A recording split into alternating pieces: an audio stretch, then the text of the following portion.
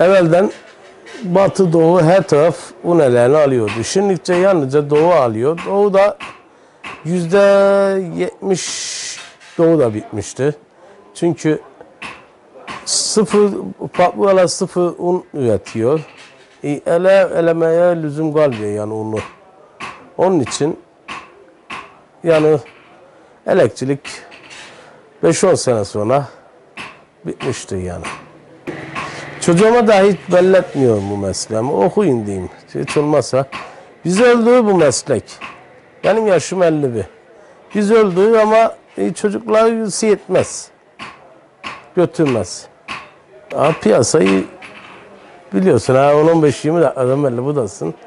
İşlerimiz de çok durgun. Yani eskisi işlerin evvelden bu çarşı adam vardı kaynardı. Cumartesi günleri doğudan toptancı müşteriler gelirdi. Elek satardık. Şimdi toptancı müşteri değil turistler geliyor. Turistler de bizim işimize yaramaz. Elek mi alacak turistler? Günde 300, 400, 500, 100, 200. Şimdi 500'den elek yapmış olsak bize 2 ay yeter. Vallahi hiç belli olmuyor. Müşteri 10 tane istiyor, 10 tane yapayım ve parasını alayım. Evvelden 500 tane siparişimiz olurdu.